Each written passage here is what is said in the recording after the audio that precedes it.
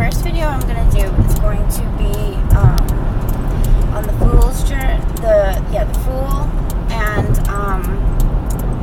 the Magician. And there's a period of my life I am going to discuss that I very much relate to the Fool's energy, and I can pretty much pinpoint the period when I transitioned from being the Fool to being more like the Magician. So in sharing these experiences from my journaling, I'm going to be sharing a little bit more personal information than I have previously shared. So please be sensitive to that. I hope I don't get a lot of haters and mean comments and stuff. I don't always tend to share too deep into my past and my personal stuff, but I'm going to do that for the sake of relating to the cards, and hopefully in sharing my experiences, maybe I can help some of you relate to tarot or just relate in general. So the first card is the Fool, numbered 0 in tarot. And when I was a teenager, and particularly at the end of my teens, and probably around 20 years old, is the period of time that I can say I believe I was the Fool's energy. I believed in everybody. I tended to trust people and believe that at the core all people were good, that even bad people had a good side, and you just needed to tap into that and find it. I was the type of person that was always positive to be around. People liked to be around me and to share personal things, to tell me their problems and seek advice from me. And I liked that.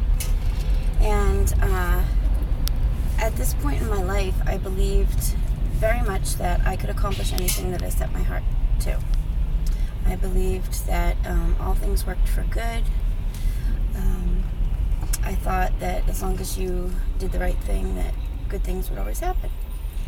So when I was 18, early in my college life, I was a sophomore, was when I met my first husband. And I was having some trouble in my relationship with my mother.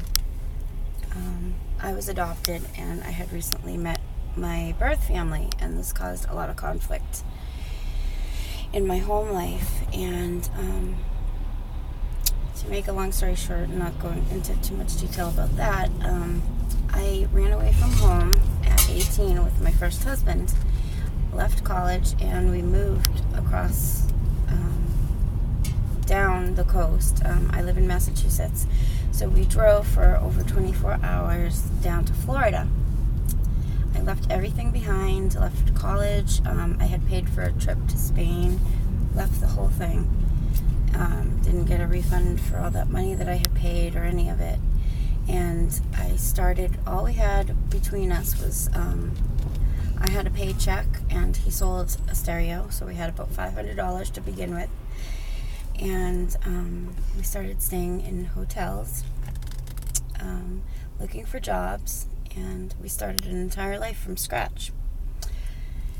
Most people would have been terrified, but I had that fool's attitude that love would conquer all. I believed that I had met my soulmate, and that this was destiny, that this was fate, this was meant to be.